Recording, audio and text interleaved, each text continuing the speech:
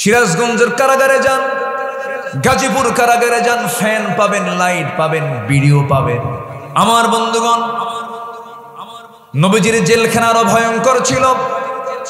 আমরা জেল খেটেছি, সেখানে খাবার ছিল, সেখানে লাইট ছিল, সেখানে নামাজের ব্যবস্থাও ছিল, সেখানে ছাদ ছিল। কিন্তু আমার নবীজির এমন একটা জেল ছিল, কোনো ছাদ নাই। আমার নবীজির জেলখানা তো ভয়ঙ্কর ছিল, কোনো খাবার নাই। খোলা আকাশের নিচে বয়কট করে রেখেছে। শিব আবু তালিবে দীর্ঘ 3.5 বছর সময় তাদের কেটেছিল। আমার নবীজির সাহাবীরা খাবার না পায়া পায়খানাগুলো এত কোষ্ঠকাঠিন্য হয়ে এত শক্ত হয়ে গেছে যে পায়খানাগুলো ছাগলের পায়খানার মতো কটকটে হয়ে গেছে। খাবার না পেয়ে বাবলা গাছের কাঁটা যুক্ত ছাল টেনে যখন মুখে নিয়েছেন, কাঁটার সঙ্গে ঠোঁট বেজে গিয়ে ঠোঁট থেকে রক্ত ঝরা শুরু হয়ে গেছে, খাওয়ার হয় নাই। মাঝে মাঝে ওই পাথরের উপরে বছরে 2-1 বার করে বৃষ্টি নাজিল হতো। সেই বৃষ্টির পানিতে পড়া কিছু দুর্বা ঘাস জন্মাতো, সেই ঘাসগুলো চাবায়া চাবায়া সাহাবায়ে কেরাম ক্ষুধা নিবারণ করেছেন। এত কষ্ট স্বীকার করেছেন তারা। 3.5 বছর জেল খেটেছেন। আমার নবীজির কলিজার টুকরা মেয়ে ফাতিমা বিনতে মুহাম্মদ সাল্লাল্লাহু আলাইহি ওয়াসাল্লাম, ফাতিমা রাদিয়াল্লাহু তাআলা আনহা খুব অল্প বয়সে দুনিয়া থেকে বিদায় নিয়েছেন। কেন এত অল্প বয়সে তিনি ইন্তেকাল করলেন? কেন? আমার নবীর ইন্তেকালের মাত্র 6 মাসের মাথায় তিনিও দুনিয়া থেকে বিদায় নিয়েছেন। মূল কারণ ওই যে 3.5 বছর খাবার পান নাই, খাবার না পায়া তাদের পেটের নাড়িভুড়িগুলো সব শুকিয়ে গেছে। কঠিন রোগে তারা আক্রান্ত হয়ে পড়েছেন। এই যে ত্যাগ, এই যে কোরবানি, এই যে বিশাল বড় ত্যাগ তারা স্বীকার করেছেন। বিজয় দিয়েছেন কে? আসতে বলবেন না, বিজয় দিয়েছেন কে? আমার বন্ধুগণ, দাওয়াতি কাজ করতে গিয়ে তারা মার খেয়েছেন, দাওয়াতি কাজ করতে গিয়ে তারা গালি শুনেছেন। নবযুগ গালি কম শোনেন নাই। রসুলকে পাগল বলেছে, রসুলকে উম্মাদ বলেছে, রসুলকে জাদুকর বলেছে, রসুলকে এমন শব্দ এমন উক্তি প্রয়োগ করেছে, রসুল যা তার মধ্যে চুল পরিমাণ উপস্থিত ছিল না। রসুলকে পাগল বলা মানে, পাগল কাকে বলে? যার মাথার চুলগুলো উস্কো খুস্কো হবে, কথা এলোমেলো হবে। কিন্তু আমার নবী যেমন ব্যক্তিত্ব সম্পন্ন মানুষ ছিলেন, তার চুলগুলো কখনো এলোমেলো কখনো ছিল না। আম্মা জান আয়েশা বলেন, আমি নিজের চোখে লক্ষ্য করে দেখেছি নবীজির লম্বা লম্বা চুল ছিল, কিন্তু নবীজির চুল ছিল মাঝখান সিঁথি। তিনি 2 দিকে চুলগুলো ছেড়ে দিতেন।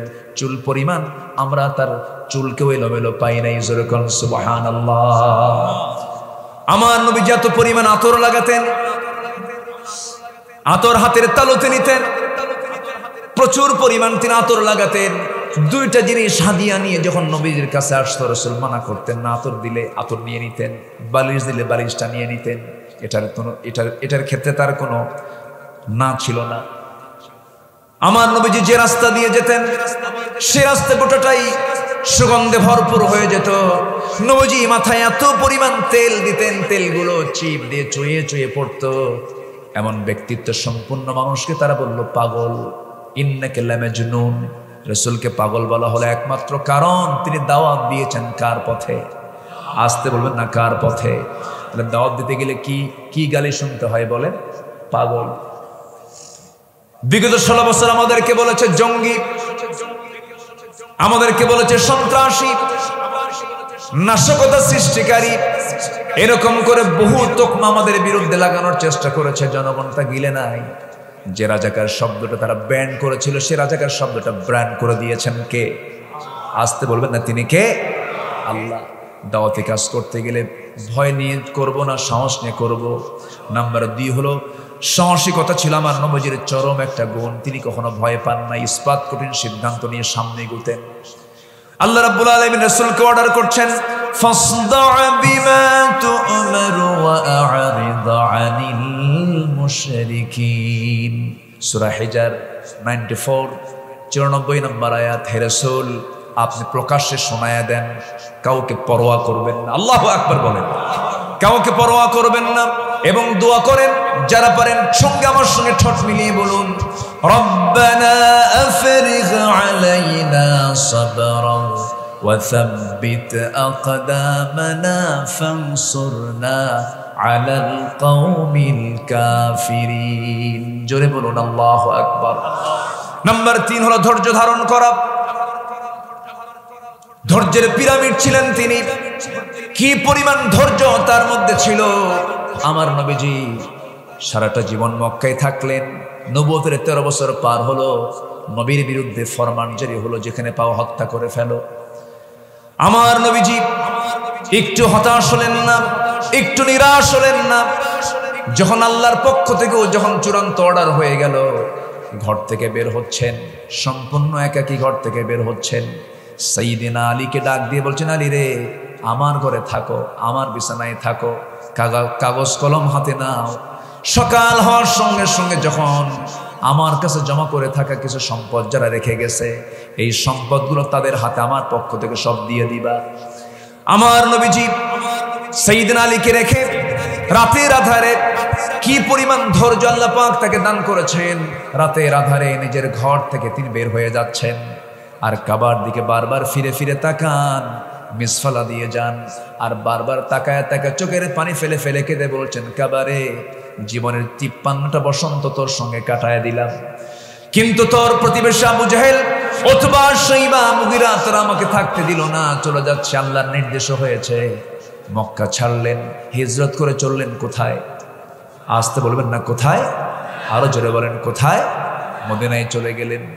আমার নবীজি, আল্লাহ রাব্বুল আলামিন তাকে বলছেন, ফাসবির কামা সাবারা উলুল আজমি মিনার রাসূল ওয়ালা তাস্তাজিল লাহুম। আপনি তাড়াহুড়ো করার দরকার নাই, আপনি সবর ধরুন, ধৈর্য ধরুন, বিজয়টা আমি আল্লাহ আপনাকে দিয়ে দেব। আমার বন্ধুগণ, দাওয়াতি কাজ করতে গেলেও ধৈর্যের দরকার আছে না নাই? দাওয়াতি কাজ করতে গেলেও সাহসের দরকার আছে না নাই? আল্লাহ রাব্বুল আলামিন রাসূলকে বলছেন, উদউ ইলা সাবিলি রাব্বিকা বিল হিকমাতি ওয়াল মাউইযাতিল হাসানাহ ওয়াজাদিলহুম বিল্লাতী হিয়া আহসান ইন্না রাব্বাকা হুয়া আ'লামু বিমান দাল্লা আন সাবিলিহি ওয়া হুয়া আ'লামু বিল মুহতাদিন। সূরা নাহাল 125 ভার্স নাম্বার 125 নম্বর আয়াত।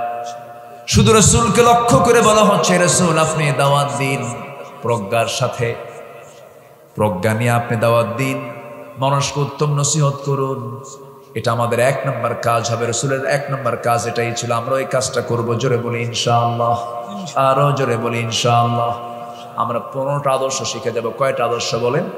এর মধ্যে হলো কয় নাম্বার? আসতে বলবেন না কয় নাম্বার?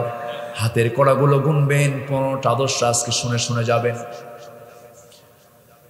অনেক লম্বা লম্বা কথা ছিল, একটু শর্ট করে বলছে, রাত তো গভীর হয়ে গেছে, কষ্ট হচ্ছে আপনাদের। নাম্বার 2 হলো আমার নবীর মধ্যে ভীরুতা ছিল না সাহসিকতা ছিল? বলেন, তিনি কি ভীরু ছিলেন না সাহসী ছিলেন? চরম সাহসী মানুষ ছিলেন।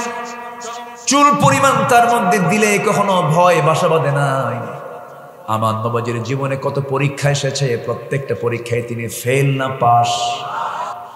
আমাদেরকে সন্ত্রাসী বলেছে, আমাদেরকে জঙ্গি বলেছে। ধর্মের ব্যবসায়ী আমরা নই, ধর্মের ব্যবসায়ী তারাই চ্যাম্পিয়ন যারা সুবিধা অনুযায়ী দাড়ি রাখে, আবার সুবিধা বুঝে দাড়ি কাটে। ঠিক কিনা? দাড়ি কাটে, দাড়ি কেটেও তো রেহাই হলো না। 2 বন্ধু একসঙ্গে এমন নৌকায় চড়ছে, সেই নৌকার ভিড়ে না, কুলে আর ভিড়তেছে না, ধরে ফেলেছে কোস্ট গার্ড। বলা হলো চলেন, আইনমন্ত্রী তাকে ধরে ফেলেছে। আইনমন্ত্রী আর একা যেতে রাজি নন। আইনমন্ত্রী বলছে, আমার একা নিয়ে যাও কেন? ওই যে দরবেশ বসে আছে। কে বসে আছে? দরবেশ। কিন্তু মুখে কি নাই? কিসের জন্য? বাঁচার জন্য, সুন্নত আদায় করার জন্য নয়। আবার ওইদিকে সিলেটে গিয়ে একজন নিজের সেফটির জন্য, নিরাপত্তার জন্য দাড়ি কাটাওয়ালা মানুষটা আবার দাড়ি রাখছে। জানেন না? আপনারা জানেন না? সিলেটবাসীকে ধন্যবাদ, বিসি আউট করছে, জানেন তো আপনারা কম বেশি। বদমাইশটা বলেছে আমি নিজে সাইদের রায় দিয়েছি, বলে নাই? বলেছে। এরা ইসলামকে শুধু নামাজের মধ্যে, কিছু দান সদকার মধ্যেই দেখতে চায়। ওরা রাষ্ট্র ইসলামকে দেখতে চায় না, ওরা ইমানদার নয়। আসতে বলবেন না, জোরে বলুন ঠিক কিনা? ওরা ইমানদার। রসুল কেমন ছিলেন, রসুলের পরিচয়টাকে আমরা আস্তে আস্তে করে একটু শিখবো, জানবো। জোরে বলি ইনশাআল্লাহ। কষ্ট হচ্ছে না তো? আল্লাহ রাব্বুল আলামিন রসুলের পরিচয় দিতে নিয়ে সুন্দর করে, সুন্দর সম্বোধন শব্দ প্রয়োগ করে বলছেন, ইয়া আইয়ুহান নাবিয়্যু ইন্না আরসালনাকা শাহিদাও ওয়া মুবাশশিরাও ওয়া নাযীরাও ওয়া দাঈয়ান ইলাল্লাহি বিইذনিহি ওয়া সিরাজাম মুনীরা وبشر المؤمنين بأن لهم من الله فضلا كبيرا ولا تطع الكافرين والمنافقين ودع أذاهم وتوكل على الله وكفى بالله وكيلا জোরে বলুন আল্লাহু আকবার, আরো জোরে বলুন আল্লাহু আকবার। আমার বন্ধুগণ, আল্লাহ তাআলা তার নবীকে এত সম্মান দিয়েছেন, আমার রাসূলকে এত মর্যাদা দিয়েছেন যে কোরআন যে ব্যক্তির উপরে নাজিল হলো সেই মহান ব্যক্তিকে আল্লাহ তাআলা নিজে কখনো নাম ধরে ডাক দেন নাই, সম্বোধন সূচক শব্দ প্রয়োগ করেছেন। সরাসরি নাম ধরে ডাকলেও এতে আল্লাহর কোনো আসে যায় না। যেমন করে ডাক দিয়েছেন, ইয়া আদামুসকুন আনতা ওয়া যাওজুকাল জান্নাহ ওয়া মা তিলকা বিয়ামিনিকা ইয়া মূসা ইয়া ইয়াহইয়া খুযিল কিতাবা বিকুওয়া। আল্লাহ রাব্বুল আলামিন আরো নবীকে নাম ধরেই ডাক দিয়েছেন, কিন্তু আমার নবীর নামটা নিলেও সম্মান সূচক গুণবাচক শব্দ সাথে সাথে লাগায় দিয়েছেন, মুহাম্মাদুর রাসূলুল্লাহ ওয়াল্লাযীনা মাআহু আশিদ্দাউ আলাল কুফফারি রুহামাউ বাইনাহুম। আরেক জায়গায় বলছেন, ইয়া আইয়ুহার রাসূল বাল্লিগ মা উনজিলা ইলাইক।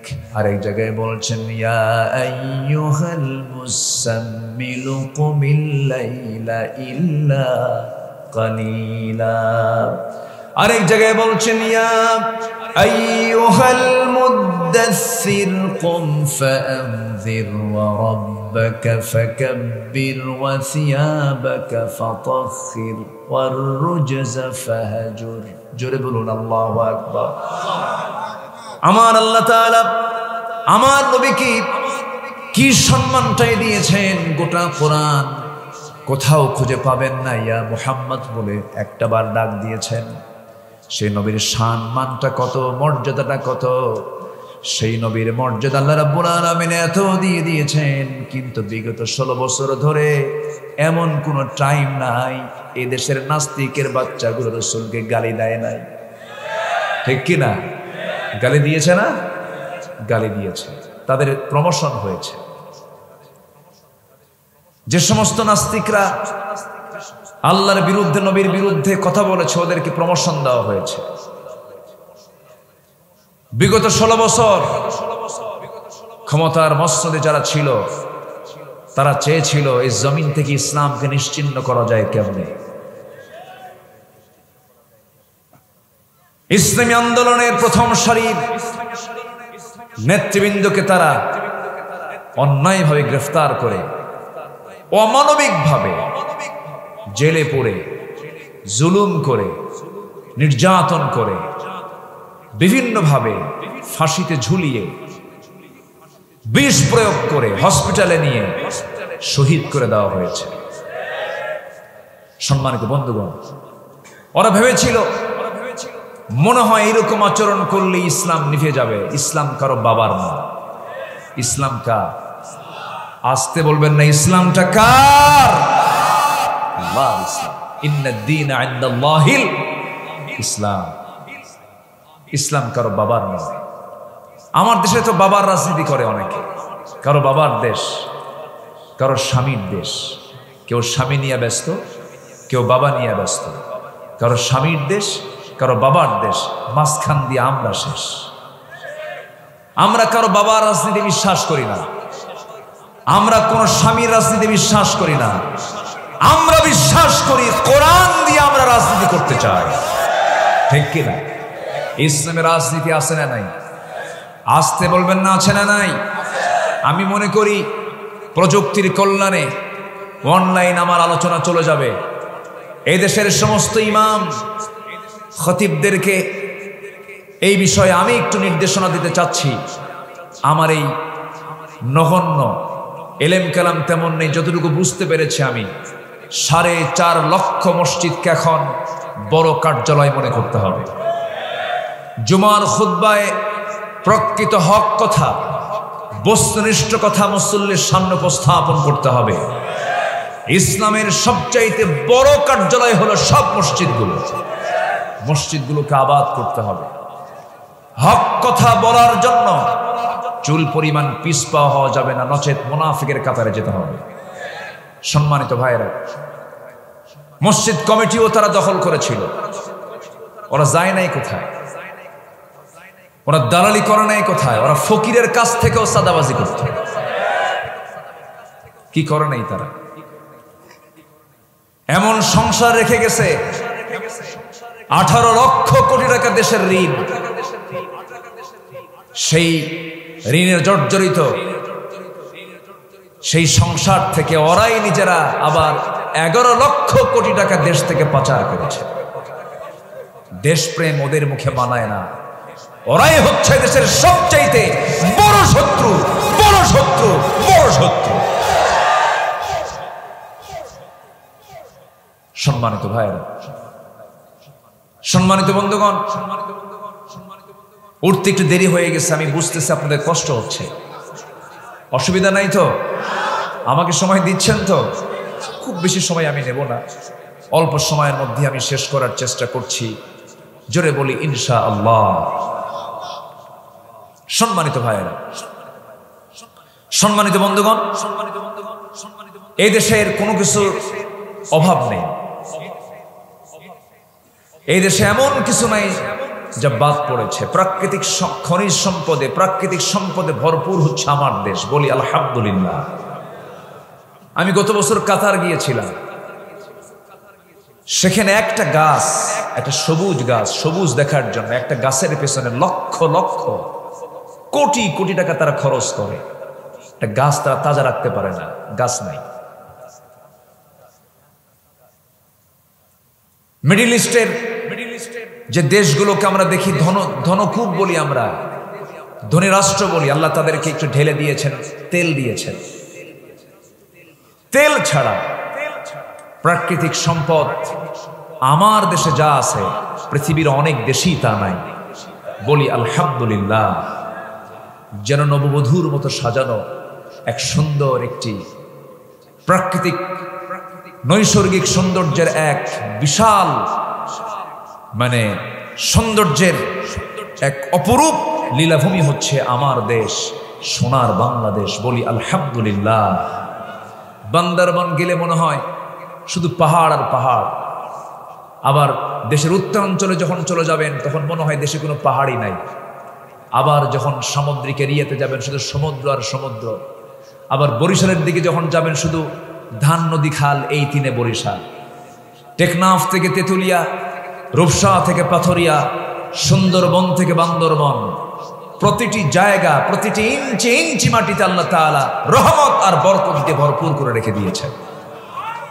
সব ছিল, সবই আছে, শুধুমাত্র একটা জিনিস নাই। আমার কাছে খুবই ক্রাইসিস মনে হয়, সেটা হলো সঠিক নেতৃত্বের দারুণ সংকট আমার দেশে। আসতে কোন কেন? জোরে বলুন ঠিক কিনা? দেশের স্বাধীনতার 53-54 বছর চলে, অনেকেই ক্ষমতায় গিয়েছেন, ক্ষমতার স্বাদ তারা নিয়েছেন, যত বৈদেশিক সাহায্য এসেছে এ পর্যন্ত তার 75% টাকা সব নেতাদের পকেটে চলে গেছে। জনগণ মাহরুম হয়েছে, জনগণ পায়নি। কিন্তু এই দেশে এমন কিছু দলও আছে যারা এই দেশে তাদের বাবার, তাদের স্বামীর কোনো আদর্শকে তারা প্রতিষ্ঠা করতে চায় না। তারা চায় আমার নবীজির আদর্শ প্রতিষ্ঠা করতে, তারা চায় আল্লাহর আইন প্রতিষ্ঠা করতে। এমন একটা মহল, এমন একটা টিম, এমন একটা গোষ্ঠী আমার দেশে আছে না নাই? আসতে বলবেন না আছে না নাই? আমি লক্ষ্য করছি 2-1 করে লোক উঠতেছে না। আমি কি শেষ করে দেব? ওঠেন কেন? মাহফিল এটা ট্র্যাডিশনালি অন্য জনসভার মতো জনসভা নয়, এটি একটি ইবাদতের জায়গা। বলি আলহামদুলিল্লাহ। এটি কিসের জায়গা বলেন তো? ইবাদতের জায়গা। আপনি যদি বিনা কারণে উঠে যান আর ফেরেশতা যদি এটাকে মার্কিং করে এবং শৃঙ্খলা ভঙ্গের আওতায় যদি নিয়ে আসে, আর যদি মামলা হয়, জামিন হবে না কিন্তু। আসতে ঠিক কোন কেন? আরো জোরে বলেন। তাহলে মামলা খাবেন? তাহলে একটু বসে, কোরআন তো, কোরআন নিয়ে আমরা বসেছি। বলি আলহামদুলিল্লাহ। সম্মানিত ভাইয়েরা, এখন প্রশ্ন হলো, এই দেশে আবার ইসলামী দল একটা দুইটা না, মোটামুটি 51টা। কয়টা বলেন তো? 51টা। অনেক দল, এক ব্যক্তি এক দল, এরকমও আছে। আছে না নাই? সাইনবোর্ড আছে, ব্যানার আছে, কিন্তু লোক নাই। এরকম দলও আছে না নাই? এর মধ্যে কোন দলটা উত্তম, কোন ইসলামী দলটা উত্তম, এমন প্রশ্ন সবার ভিতরে কিন্তু উকি মারে, মাঝে মাঝে উকি মারতেই পারে। আমি এটার জবাব একটু দিয়ে দিচ্ছি। কোন এক মনীষী বলেছেন, বাতিল শক্তির বন্দুকের নল যে ইসলামী দলের দিকে তাক করানো থাকে, সেটাই হচ্ছে প্রকৃত হক ইসলামী দল। কথা ক্লিয়ার? আসতে কয় কথা ক্লিয়ার? বুঝতে কি আর বাকি আছে? কোন অসুবিধা আছে? বিগত 16 বছর অনেক টুপিওয়ালা, দাড়িওয়ালা, বুখারীর উস্তাদ, অনেক বড় বড় মাদ্রাসার মুহতামিম, অনেক বড় বড় ইসলামী দলের নেতা, বিগত 16 বছর তারা সরকারের সর্বোচ্চ সুযোগ সুবিধা গ্রহণ করেছেন এবং গণজাগরণ মঞ্চে গিয়ে এমন একটা আলেম বলেছেন যে আমি আমার জীবনের শ্রেষ্ঠ কাজ করতে পেরেছি আজকের গণজাগরণ মঞ্চে আসতে পেরে। সম্মানিত বন্ধুগণ, ওয়াল কাযিমিনাল গায়জ ওয়াল আফিনা আনিন নাস, আমরা ক্রোধকে সংবরণ করা বুঝি। তওবা করুন, নচেত জাতি আপনাদেরকে ক্ষমা করবে না। ঠিক কিনা? সম্মানিত ভাইয়েরা, তাহলে আমরা আল্লাহর যদি গোলাম হতে চাই, আমরা যদি রাসূলুল্লাহর যদি প্রকৃত উম্মত হতে চাই, তাহলে এই জমিনে আমরা আইন মেনে চলবো কার? আসতে বলবেন, আইন মেনে চলবো কার? এই জমিনে শাসন দরকার কার? আমাদের দেশে আইন চলতেছে কার? আল্লাহ। আল্লাহর আইন চলে। মানে 5ই অগাস্ট পাইছেন বলে বিজয় হয়ে গেছে? কিছুই হয়নি, কিছুই হয়নি। সামনে কাজের জন্য হয়তো অনুকূল পরিবেশ পেয়েছি, কিন্তু কাজ এখনো অনেক বাকি আছে না নাই? আসতে বলবেন না আছে না নাই? আচ্ছা, এর জন্য ব্যক্তি গঠন করতে হবে, চরিত্রকে মানের পর্যায়ে নিয়ে যেতে হবে। আল্লাহ নিজেই ওয়াদা করছেন। একটু কান লাগিয়ে শুনুন, মহান রব্বুল আলামিন বলেন, وعد الله الذين آمنوا منكم وعملوا الصالحات ليستخلفنهم في الأرض আল্লাহ ওয়াদা করছেন তোমরা যদি ঈমান ভালো করে আনতে পারো আমলে সালেহ যদি করতে পারো লায়াস্তাখলিফান্নাহুম ফিল আরদ লামে তাকিদ নুনে তাকিদ প্রয়োগ করে বলা হলো অবশ্য আমি তার হাতে খেলাফতি আমি আল্লাহ নিজে দিয়ে দেব।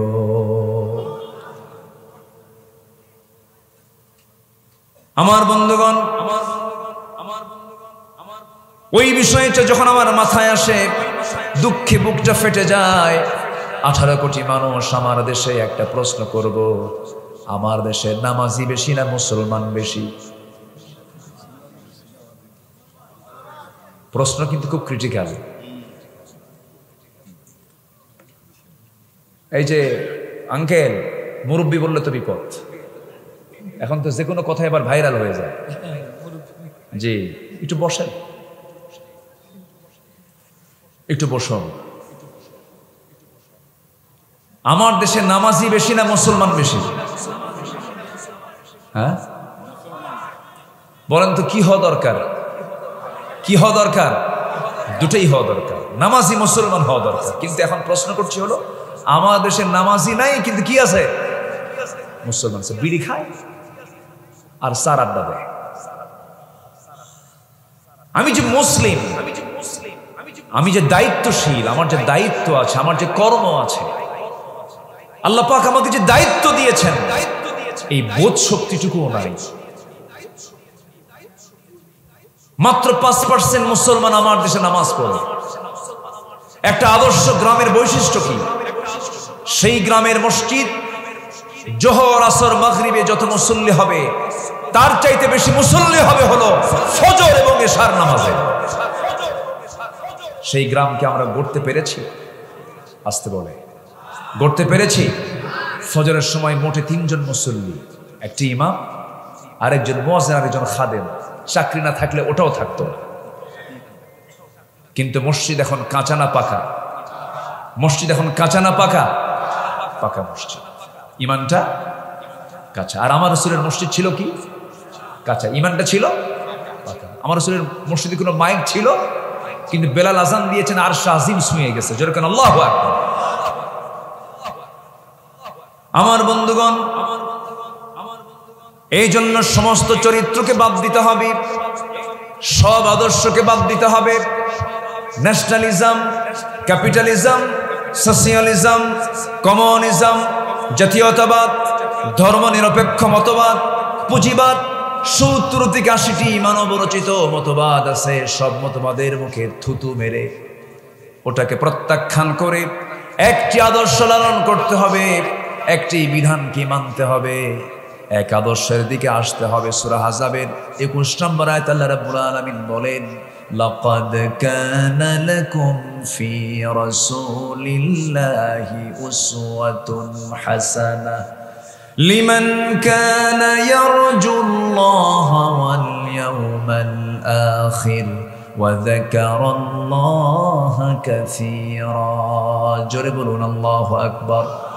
তোমাদের জন্য উত্তম আদর্শের বাস্তব নমুনা অন্য কেউ নন, শুধুমাত্র আমি তোমাদের জন্য একজনকে বাছাই করে দিয়েছি, তিনি হচ্ছেন মুহাম্মদ সাল্লাল্লাহু আলাইহি ওয়াসাল্লাম।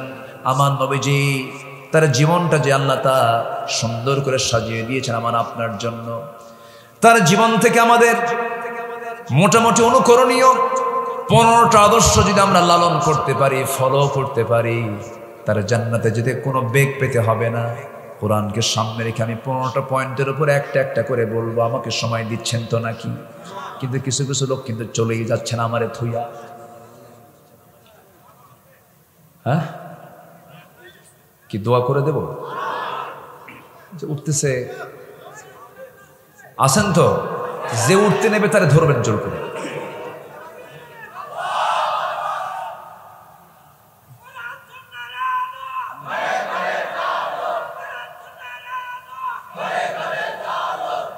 আল্লাহ কবুল করুন। আরো জোরে আমিন। শুধু ঘরে না, ঘরে বাইরে। কোরআন সুন্নাহর আলো ঘরে বাইরে জ্বালে, সব জায়গায় জ্বালাতে হবে। প্রত্যেকটা জায়গায় কোরআনের আলোর দরকার আছে না নাই? সন্ত্রাসী চাঁদাবাজি কিন্তু এখনো চলছে, এখনো কিন্তু একটা মহল তার বিভিন্ন অসামাজিক কাজে লিপ্ত হয়ে আছে। আমাদের পাহারা দিতে হবে, আমাদেরকে সজাগ থাকতে হবে, কোনো চাঁদাবাজি যেন কেউ না করতে পারে। আছে না নাই?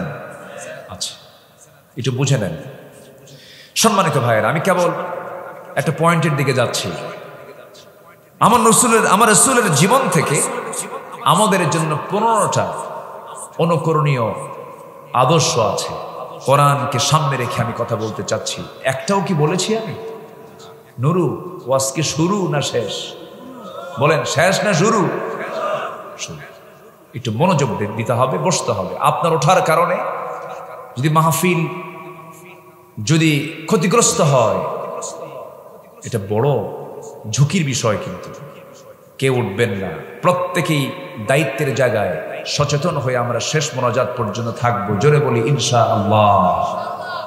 টাইম সিলেকশনে একটু মানে এলোমেলো হয়ে গেছে, একটু আগে আসতে পারলে ভালো হতো। কিন্তু বলেছি মাদ্রাসার মাহফিল, একটু ধৈর্য ধরি, আমি একটু ধৈর্য ধরি আমরা। জোরে বলি ইনশাআল্লাহ। আমার রাসূলের অনুকরণে 1 নম্বর আদর্শ হলো ইয়া আইয়ুহান নাবিয়্যু ইন্না আরসালনাকা শাহিদান ওয়া মুবাশশিরান ওয়া নাযীরান ওয়া দাঈয়ান ইলাল্লাহ। রাসূল দাওয়াত দিয়েছেন কার পথে? আসতে বলবেন না, কার পথে? আরো জোরে, কার পথে? আমরাও দাওয়াত দেব কার পথে? এদেশে দাওয়াত কিন্তু সবাই দেয়, সব দলই দেয়, দেয় না? এদেশে বিএনপি আছে, এদেশে বিএনপির সাথে আরো দল আছে, আরেকটা দলের নাম নেবই না মুখে, তারা তো নাই। নাম নেব আর কেমন? তারা কি আছে? ওরা বলে আমরা রাজাকার। এদেশের কোন রাজাকার পাকিস্তান যায় নাই, ভারতীয় রাজাকাররা সব ভারতে গিয়ে জমা হয়েছে। সম্মানিত ভাইয়েরা, কত কি বলেছে তারা, কিছু হইলেই এটা ট্যাগ লাগায় দিত। স্বামী স্ত্রীর মধ্যে দ্বন্দ্ব, কি এখানেও জামাতের নাশকতা আছে? কি করেনি ওরা? বলে ষড়যন্ত্র আছে জামাত ইসলামের। প্রত্যেকটা জায়গায় শুধু জামাত শিবির, জামাত শিবির, জামাত শিবির। বাস নাম নিতে নিতে আল্লাহ তাআলা এমন একটা পর্যায়ে, এমন একটি লেভেলে এই দলকে নিয়ে এসেছে, এদেশের মানুষ এখন সত্যকে বোঝা শুরু করেছে। ঠিক কি না বলেন? সম্মানিত ভাইয়েরা, সম্মানিত বন্ধুগণ, আলেমরা নাকি পালায়। কোথায়? আলেমরা তো পালায় নাই। আলেমরা ছিল, আছে, থাকবে তারা, যদি কোরআনের আদর্শ নিয়ে তারা যদি চলে। ঠিক কিনা বলেন? আলেমরা পালায়, আস্তে আলেমরা পালায়। 2009 সাল আমার জীবনের প্রথম হজের সফর। সেই বছরে আল্লামা সাইদ রাহিমাহুল্লাহর জীবনের শেষ হজের সফর। উনি রয়্যাল গেস্ট হয়ে হজে গেলেন। ওনার বড় ছেলে, মেজর ছেলে শামীম বিন সাইদি হাফিজাহুল্লাহ, একসঙ্গে আমরা মিনায় ছিলাম। তো সেই সময় আল্লামা সাইদিকে বলা হলো, মুহতারাম, দেশে ট্রাইব্যুনাল গঠন হচ্ছে, মামলা প্রস্তুত হচ্ছে, মনে হয় আপনার এই দেশে থেকে যাওয়াই ভালো হবে, আপনার না যাওয়াটাই মনে হয় উত্তম মনে হচ্ছে। উনি একখান মুস্কি হাসি মেরে বললেন, আমার দেশ, আমার জনগণ, আমার দলের কর্মী মানবতর জীবন যাপন করবে, জেল খাটবে, আর আমি বিদেশে আরামে বসে থাকবো? এই কথা বলি মুস্কি একখান হাসি মেরে, না, সাইদির চরিত্র এমন হওয়া উচিত নয়, আমি দেশের মাটিতেই চলে যাব।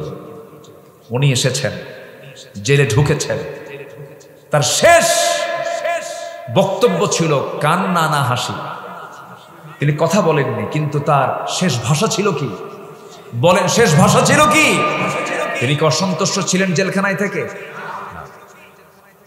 চোর অসন্তুষ্ট হয়, ডাকাত অসন্তুষ্ট হয়, সন্ত্রাসী অসন্তুষ্ট হয়, আল্লাহর যারা পছন্দের গোলাম, জেলখানা তাদের প্রিয় জায়গা। আল্লাহু আকবার বলেন।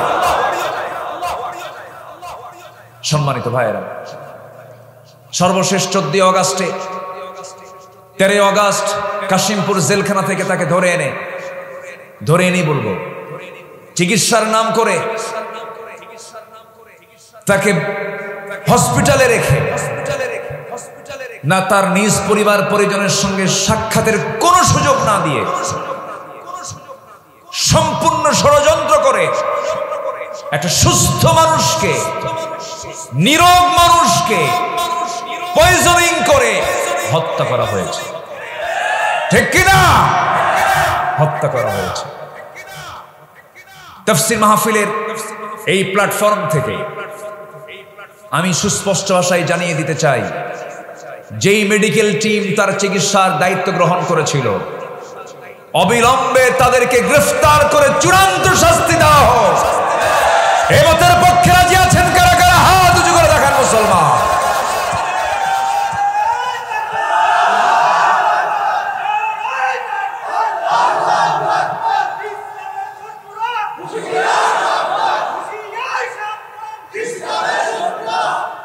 আল্লাহ কবুল করুন। জোরে বলি আমিন। আরো জোরে বলি আমিন। কোন জুলুমকে আমরা সহ্য করতে পারবো না। জুলুম কাজ চালিয়ে যেতে হবে। 2014 সালে এই বৃহত্তর পাবনা 2 বাজারে মাহফিল করতে গেলাম। নবীজির সিরাত নিয়ে আলোচনা করছি, নবীজির আদর্শ নিয়ে আলোচনা করছিলাম। এরকম করে মাহফিলে হঠাৎ করে বাম পাশ থেকে একটা গুলির আওয়াজ শোনা গেল। একদম ডাইরেক্ট আমাকে লক্ষ্য করে গুলি করেছে, হামলা করেছে। কেন? ওদের জ্বালা হচ্ছে একটাই, যে এখানে কোনো আদর্শ চলবে না, এখানে চলবে হলো ওদের ধ্বজাধরী নেতার আদর্শ। ওদের ধ্বজাধরী নেতা আছে না নাই? মুখে একখান মোষ আছে আর পেট একখান মোটা 10 মাসের মতো নেতা হওয়া যায়। মুখের মোষ 2.5 ইঞ্চি হাইব্রিড জাতের মোষ, এমন কিছু নেতা আছে না নাই? শুধু আমি বলেছিলাম মোষওয়ালা নেতৃত্ব মানবো না আমরা মানবো হলো দাড়িওয়ালা নেতৃত্ব, ইসলামী নেতৃত্ব। এটাকে তারা মাথায় নিয়ে তারা বলল আমাদের নেতার বিরুদ্ধে কথা বলেছে। 2 বাজারের সামনে ওদের দলীয় কার্যালয়, সেখান থেকে তারা পুলিশি সহযোগিতা নিয়ে সরাসরি মাহফিলে 20 থেকে 25 হাজার মানুষ হামলা করলো। সেই দিন না হলো 50 থেকে 60 জন আহত হয়েছে। মঞ্চ আগুন ধরিয়ে দিয়েছে। 3 দিন পর শুনি ওখানে একটা মামলা হয়েছে, সেই মামলার 1 নম্বর আসামি হলাম আমি। কি কথা কি বুঝতেছেন? কথা কি বোঝা যায়? সম্মানিত ভাইয়েরা, সম্মানিত বন্ধুগণ, হকের দাওয়াত দিতে গেলে এমন পরিস্থিতি মোকাবেলা করতে হবে, এটাও শিখিয়ে দিয়েছেন মুহাম্মদ সাল্লাল্লাহু। তাহলে সাহসিকতা, ধৈর্য, এই দুটোরই প্রয়োজন আছে আমি যখন দাওয়াতি কাজ করতে যাব। নাম্বার 4, এই পৃথিবীতে চরিত্র আদর্শ মানতে গেলে একজন কি মানতে হবে? তিনি হচ্ছেন মুহাম্মদুর রাসূলুল্লাহ। মুহাম্মদুর রাসূলুল্লাহ, রাসূলকে মানতে হবে। কারণ তার চারিত্রিক সনদ কে দিয়েছেন? আসতে বলবেন না, কে দিয়েছেন? আল্লাহ দিয়েছেন। তার চারিত্রিক সনদ পৃথিবীর কোনো একাডেমি দেয়নি। সুইডিশ একাডেমি নোবেল দেয়, এরকম করে কোনো একাডেমি, কোনো ইনস্টিটিউট দেয়নি।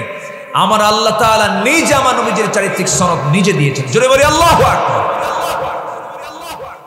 আল্লাহ রাব্বুল আলামিন বলেন, নুন ওয়াল কলমি ওয়া মা ইয়াসতুরুন মা আনতা বিনি'মাতি রাব্বিকা বিমাজনুন ওয়া ইন্না লাকা লাআজরান গায়রা মামনুন ওয়া ইন্নাকা লাআলা খুলুকিন আযীম। জোরে বলুন আল্লাহু আকবার। হে নবী, আপনি হলেন সুমহান চরিত্র অধিকারী। সেই চরিত্রকে, সে আদর্শকে আমরা লালন করব। নাম্বার 5 হলো আমার রাসূল ছিলেন পরিবারের প্রতি দায়িত্বশীল। পরিবারের খুব তিনি যত্নবান ছিলেন। আমার বন্ধুগণ, পরিবারকে সময় দেওয়ার দরকার আছে না নাই বলেন? আছে। নিজে নামাজ পড়লাম, পরিবারকে নামাজের ব্যাপারে খেয়াল রাখলাম না, সন্তানদের নামাজের ব্যাপারে তাকিদ করলাম না, তা হবে না। বরং এমন কিছু স্বামী আছে নিজে নামাজ পড়ে বউটাকে বেপরদায় রাখে, এমন স্বামী তো বেলকুচিতে মনে হয় নাই। আসতে বলবেন না, আছে না নাই? বউকে হুন্ডাই তুলে ঘুরে বেড়ায়, আছে? বেলকুচিতে আছে? বসা জি, বুঝতে পারতেছে অনেক রাত হয়ে গেছে, একটু কষ্ট হচ্ছে আপনাদের। বউকে নিয়ে ঘুরে ফেরে হুন্ডাই তুলে বেপর্দার পরিবেশ করে গোটা বেলকুচি ঘোরে, এমন স্বামী আছে না নাই? নিজের সুন্দরী বউকে মানুষকে দেখায়, এতে সে খুব তৃপ্তি পায়, আছে কিনা বলেন? এটা কি যত্ন না অযত্ন? যত্ন না অবহেলা? অবহেলা। নিজের বউ নিজের সম্পদ, বউ কখনো অন্যের সম্পদ হতে পারে না। দেখবেন কিছু কিছু পুরুষ আছে বউকে দেখায় হুন্ডাই তুলে, কোন হুন্ডা? তাও নর্মাল কোন হুন্ডা না, কি কি R15 update version. Passenger seat হলো দোতলা আর ড্রাইভিং সিট হলো নিচতলা। নিচতলায় ড্রাইভার বসে, দোতলায় বউটাকে বসায়া রাখে যেন জাতির দেখতে যেন অসুবিধা না হয়। দোতলা তো সবাই দেখে, গোটা বিলকুচি দেখায়া। বিকেলবেলা নদীর পাড়ে গিয়ে লাল শাড়ি পরায়া, ঠোঁটটাকে লাল বানায় আঁকায়া, কপালে একখান টিপ বসায়া, চুলটা ছেড়ে দিয়ে অর্ধলগ্ন অবস্থায় তার ছবি তোলে 16 Pro Max আইফোন দিয়ে, যেন ছবি ওর মধ্যেও যেন জীবন্ত জীবন্ত ভাব আসে। অস্পষ্ট কোনো ছবি আপলোড দেওয়া যাবে না। দিল ফেসবুকে আপলোড করে, লিখলো সেখানে আর্টিকেল লিখতেছে, প্রিয় ভাইয়ের আসুন সবাই মিলে আমার বউটাকে জামাতের সাথে দেখি। যেরকম নাউজুবিল্লাহ। বউ কি জাতীয় সম্পদ? বউ কি পাবলিক না পার্সোনাল? আচ্ছা বলেন, বউ কি পাবলিক না প্রাইভেট? ও দেখেন ফেসবুকের ভাষায় কথা বলে। সম্মানিত ভাইয়েরা, তাহলে এই যে পরিবারের প্রতি অযত্ন, এটিকে থাকা যাবে? রাসূল তা শিখিয়েছেন। আমার নবীজি একদিন হাঁটতেছেন, অপ্রয়োজনীয় একটা আওয়াজ ফাতিমার কণ্ঠ থেকে নবীর কানে চলে আসলো। আমার নবীজি ঘরের মধ্যে ঢুকে গেলেন, ঢুকে গিয়ে বলছেন, ফাতিমা তোমার অপ্রয়োজনীয় একটা আওয়াজ আমার কানে আসলো। এই আওয়াজটা যদি অন্য কোনো পরপুরুষের কানে চলে যেত তোমার গুনাহ হয়ে যেত, এমনটা করা উচিত নয়। আমার নবীজি একদিন দরজায় দাঁড়ানো এক অন্ধ সাহাবী নবীর সঙ্গে দেখা করার জন্য আসতেছেন। আমার রাসূল বলছেন, আয়েশা ভিতরে চলে যাও। আমার এক সাহাবী আমার সাথে সাক্ষাৎ করার জন্য আসে, হুজুর সে তো অন্ধ মানুষ। রাসূল বলছেন, আয়েশা সে অন্ধ হতে পারে, তুমিও কি অন্ধ নাকি? ভিতরে চলে যাও। কি যত্নশীল তারা ছিলেন, কি যত্নবান আমার রাসূল ছিলেন। পরিবারের প্রতি সর্বক্ষণ তিনি নজরদারি রাখতেন, খেয়াল করতেন, সন্তানদেরকে নসিহা করতেন। কারণ কু আনফুসাকুম ওয়া আহলিকুম নারা, নিজে বাঁচো, তোমার পরিবারকে জাহান্নামের আগুন থেকে বাঁচাও। এই ক্ষেত্রে অনেকে দায়িত্বশীল আছেন, লক্ষ্য করা যায় দায়িত্ব পালন করতে করতে এত মহাব্যস্ত নিজের পরিবারের দিকে খেয়াল করার সময় পান না। এরকমও কিন্তু আছে। এই মিসিংটা হয়ে যায়, এটা হওয়া যাবে না। আমার নবীজি স্ত্রীদের হক আদায় করেছেন 16 আনা। একটা স্ত্রী তার ছিল না, তার আল্লাহ তাআলা একাধিক স্ত্রী তাকে দিয়েছিলেন। আল্লাহ তাকে অর্ডার দিয়েছেন বিয়ে করার জন্য। তিনি যে একাধিক স্ত্রী বিয়ে করেছেন, অর্ডার দিয়েছেন কে? এই ক্ষেত্রে রাসূলের কোনো ভুল ধরা কি যাবে নাকি? আমার দেশের নাস্তিকরা না বুঝে না জেনে রাসূলকে এরকম করে গালিও দিয়েছে, এতগুলো বউ কেন, জেনাকার মুহাম্মদ, যেরকম নাউজুবিল্লাহ। আমার নবী আম্মা জান আয়েশাকে বিয়ে করেছেন, লক্ষ লক্ষ হাদিস তিনি মুখস্থ করেছেন আর রাসূলের কাছ থেকে হাদিসগুলো নিয়েছেন। আমার ভাইয়েরা, এরপরে বাকি যে স্ত্রীগুলো ছিল সব আল্লাহর অর্ডারে তিনি বিয়ে করেছেন। আমার নবীজি স্ত্রীদের হক আদায় করেছেন, সবার সঙ্গে মিষ্টি মুখে কথা বলেছেন। আম্মা জান আয়েশা বলেন, আমি রাসূলুল্লাহকে কোনোদিন দেখি নাই মন মরা হয়ে কথা বলতে। আমি আসা সহজে রাসূলকে আগে সালাম দিতে পারতাম না, রাসূল আগে আমাকে সালাম দিতেন। ঘরের মধ্যে ঢুকতেন, আমাকে কোনো কাজের অর্ডার দিতেন না। আমার নবীজি নিজের জুতা নিজে হাতে নিতেন, নিজের কাপড় নিজে ধুয়ে দিতেন, নিজের সেলাই নিজে করতেন, নিজের ঘর নিজে ঝাড়ু দিতেন। আমার রাসূল কোনো কারো খেদমতকে তিনি পছন্দ করতেন না, নিজের কাজ নিজেই সম্পূর্ণ করতেন। আমার বন্ধুগণ, আম্মা জান আয়েশা এমনকি বলেছেন, আমার যখন শরীরটা খারাপ লাগতো আমার হাত পা পর্যন্ত টিপে দিয়েছেন মুহাম্মদ সাল্লাল্লাহু আলাইহি ওয়াসাল্লাম। আমি গ্লাস ভরে আমার নবীর সামনে দুধ ভর্তি গ্লাস নিয়ে চলে যেতাম, হুজুর আপনি দুধটা পান করুন। রাসূল মুস্কি হাসি মেরে বলতেন, আয়েশা তুমি আগে পান করো, তুমি আগে খাও, আমি সারা জীবন চেষ্টা করেছি রাসূলকে কখনো আগে খাওয়াতে পারি নাই। আমার নবীজি আম্মা জান আয়েশা বলেন, মাঝে মাঝে আমি গোশত নিয়ে, উটের গোশত, ছাগলের গোশত নিয়ে যখন নবীর কাছে যেতাম, আমার নবীজি বলতেন, আয়েশা তুমি আগে খাওয়া শুরু করো। আমি গোশত খেতাম, হাড়গুলো চুষে চুষে রাখতাম। আমার নবীজি আমার মুখ থেকে রেখে দেওয়া হাড়টা যে দিক দিয়ে চোষণ মারতাম, নবীজি সেই দিক দিয়ে চোষণ মারতেন। কি যত্ন পরিবারের নিয়েছেন তিনি, কি হক তিনি আদায় করেছেন। অনেক রাত হয়েছে দাওয়াতি কাজ করে যখন ঘরের মধ্যে ঢুকতেন, আম্মা জান আয়েশা বলেন আমাকে ডাক দিতেন না, আস্তে আস্তে করে দরজা খুলতেন। দরজা খুলে ভিতরে ঢুকে কোনো খাবার থাকতো না, কোনো কৈফিয়ত ছিল না, কোনো প্রকার রাগারাগি ছিল না। সামান্য কিছু পানি পান করে সারাদিন রোজার নিয়ত রোজা রেখে দিতেন। জোরে বলেন সুবহানাল্লাহ। আমার ভাইয়েরা, আমার বন্ধুগণ, 4 স্ত্রী একদিন আমার নবীর সামনে বসা। 4 স্ত্রী বলে ফেলতেছেন, হুজুর আপনি সত্যি করে বলুন তো, আমাদের মধ্যে গন্ডগোল লাগছে, আপনি আমাদের 4 জনের মধ্যে কাকে সবচেয়ে বেশি ভালোবাসেন? আমার রাসূল বলছেন, ও আমার স্ত্রীরা, এই জবাবটা আমি এখন দেব না, কালকে সকালবেলা দেব, যাও। পাঠায়া দিলেন। সন্ধ্যা হতে না হতে আমার নবীজি 2টা করে খেজুর তিনি ভাগ করলেন, 8টা খেজুর হাতের মধ্যে নিলেন। 2টা খেজুর প্রথমে আম্মা জান আয়েশার ঘরে গিয়ে ডাক দিয়ে বলছে, ওরে আয়েশা, আমি তোমাকে দারুণ ভালোবাসি, আই লাভ ইউ, আহিব্বুক, আমি তোমাকে দারুণ ভালোবাসি। বউকে আই লাভ ইউ বলা জায়েজ না? না জায়েজ? নিজের বউ না পরের বউ? এটা যেন মনে থাকে। আমার নবীজি বললেন, 2টা খেজুর দিয়ে গেলাম এবং জানিয়ে দিলাম, আমার আয়েশা আমি তোমাকে দারুণ ভালোবাসি, তবে তোমাকে যে মোহাব্বত করি এই কথাটা যেন কাউকে না জানানো হয়। 2টা খেজুর দিয়ে গেছে, এই তথ্য যেন গোপন থাকে। 2য় স্ত্রীর ঘরে গিয়ে একই কথা বললেন, 3য় স্ত্রীর ঘরে গিয়ে একই কথা বললেন, 4র্থ স্ত্রীর ঘরে গিয়ে 2টা খেজুর দিয়ে বললেন, এই 2টা খেজুর যে তোমাকে দিয়ে গেলাম এই কথা যেন কেউ না জানে।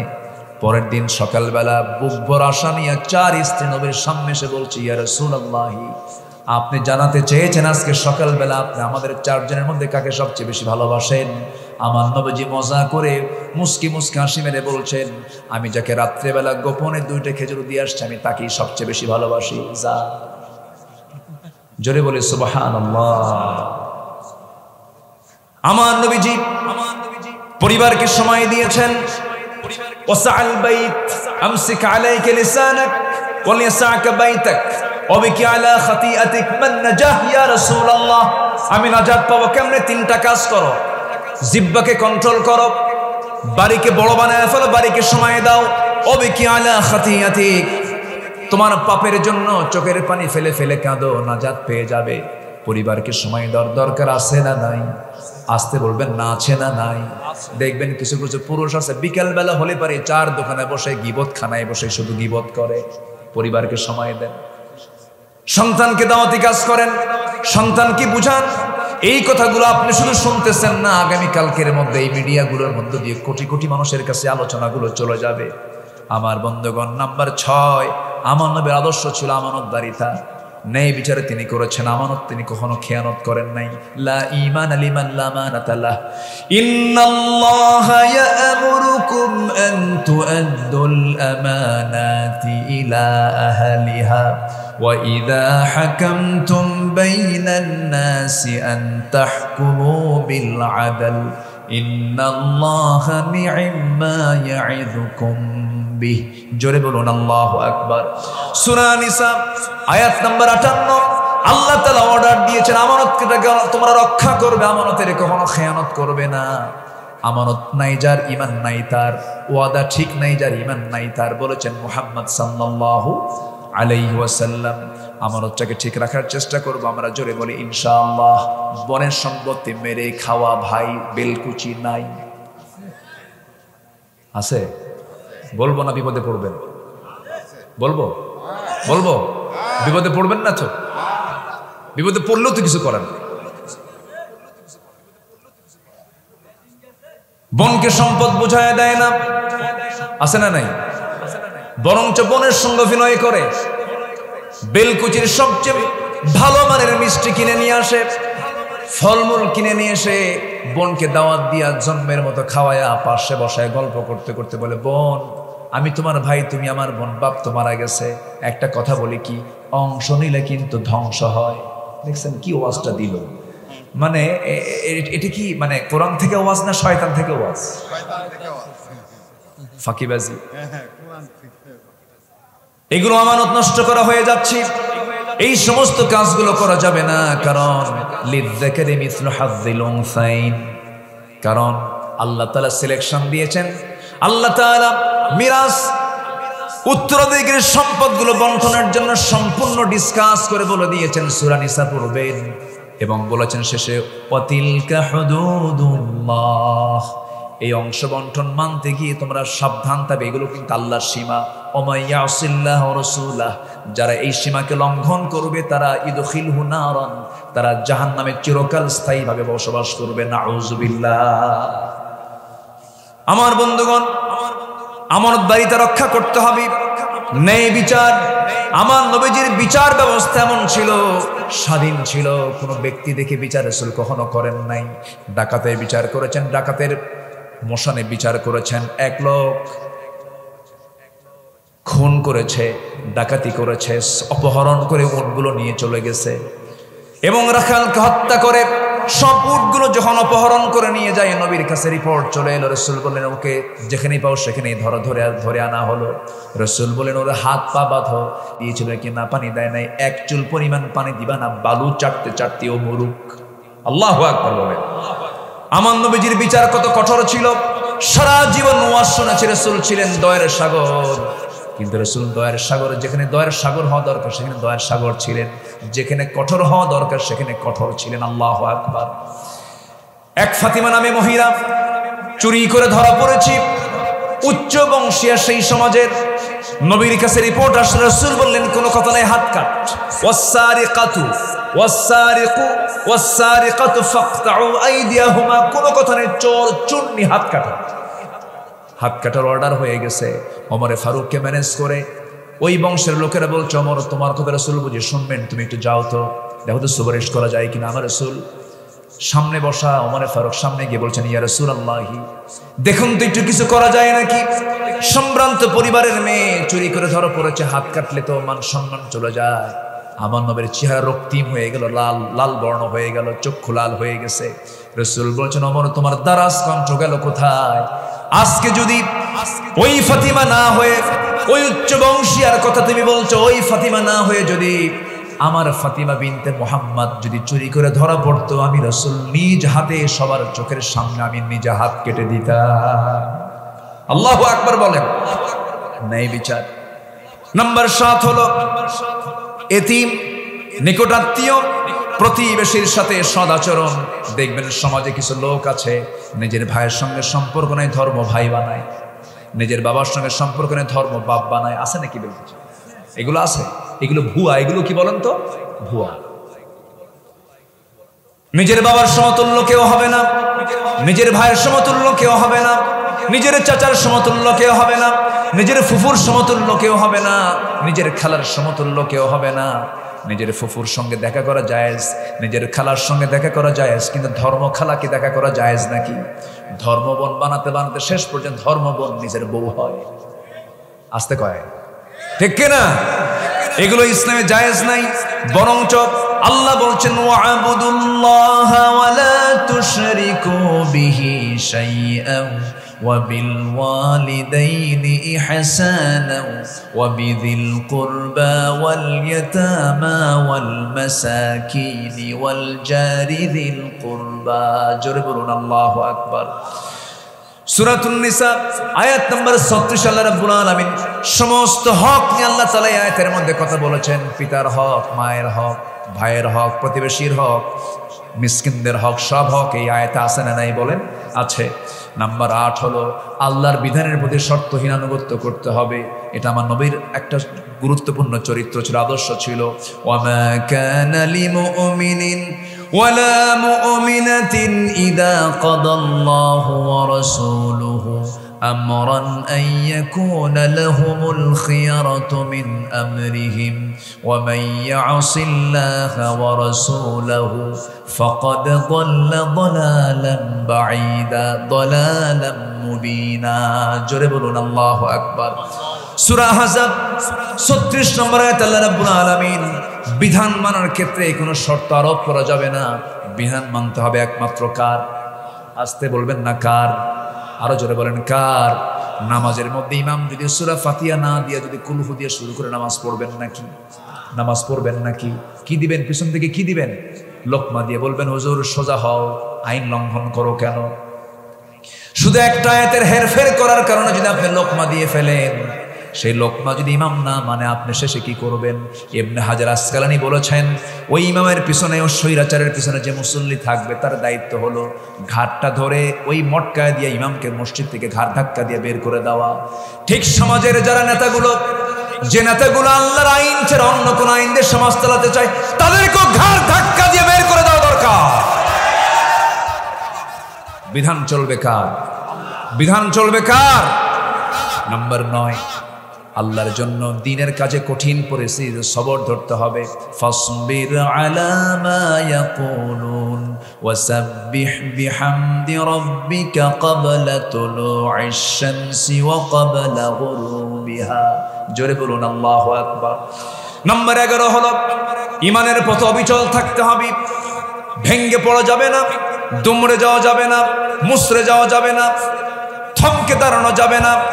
فاستقم كما أمرت ومن تاب معك ولا تطغوا إنه بما تعملون بصير। জোরে বলুন আল্লাহু আকবার। নাম্বার 11 হলো আল্লাহর প্রতি তাওয়াক্কুল থাকতে হবে, ভরসা থাকতে হবে। আল্লাহর ভরসা ছাড়া কোনো বিজয় আসবে না। আল্লাহ রাব্বুল আলামিন বলছেন ওয়া তাওয়াক্কাল আলাল্লাহ ওয়াকাফা বিল্লাহি ওয়াকিলা। সূরা আহজাব আয়াত নাম্বার 48। শুরু করেছি আমি 44 থেকে 45 থেকে। তাওয়াক্কুল করতে হবে আল্লাহর উপরে। নাম্বার 12 হলো কাজে কর্মে একা সিদ্ধান্ত না, পরামর্শ করতে হবে। একা না পরামর্শ? বলেন একা না পরামর্শ? পরামর্শের নামে একটা সূরা আছে, সামনে যারা বসে আছেন একজন বলেন পরামর্শের সূরার নাম কি বলেন? মাশাআল্লাহ, তাহলে শ্রোতা তো অনেক সচেতন শ্রোতা আছে, বলি আলহামদুলিল্লাহ। সূরার নাম কি? সূরা, সূরাতুশ শূরা। তাহলে কোনো কাজ করতে গেলে একা না পরামর্শ? বলেন একা না পরামর্শ? ওয়াশাফিরহুম ফিল আমর ফাইযা আযামতা ফাতাওয়াক্কাল আলাল্লাহ। আল্লাহু আকবার। পরামর্শ করার পরে ভরসা করব কার উপরে? আল্লাহর উপরে। বরকত দিবেন কে? রহমত দিবেন কে? আচ্ছা, নাম্বার 13 হলো সমস্ত কাজে বিনম্র হব না উগ্র হব? বিনম্র হব না উগ্র হব? বিনয়ী হব, বিনম্র হব। ইবাদুর রহমানিল্লাযীনা ইয়ামশুনা আলাল আরদি হাওনা। আল্লাহ কবুল করুন, জোরে বলি আমিন। নাম্বার 14 হলো কুফরের প্রতি কঠোরতা। আশিদ্দাউ আলাল কুফফার। আমার নবীজির সবচেয়ে বড় একটা গুণ ছিল এটা। এবং রুহামা বাইনাহুম। নাম্বার 15 হলো কি? পরস্পর যারা ঈমানদার তাদের মধ্যে এতটাই হৃদ্দিক ভাব তৈরি হবে যেন ওর কলিজা যেন এক হয়ে গেছে। জোরে বলেন সুবহানাল্লাহ। সাহাবায়ে কেরামদের জীবন থেকে তা পাওয়া যায়। স্বপ্ন পর্যন্ত তাদের এক হয়ে যেত। আল্লাহু আকবার বলেন। আমার নবীর ইন্তেকাল হয়েছে, দ্বিতীয় খলিফার খেলাফত চলছে, সাইয়েদনা আলী ঘুমের ভিতরে ঘুম পাচ্ছেন, স্বপ্নের মধ্যে দেখছেন আমার নবীজি তার দরজায় হাজির হয়ে গেছে। জোরে বলে সুবহানাল্লাহ।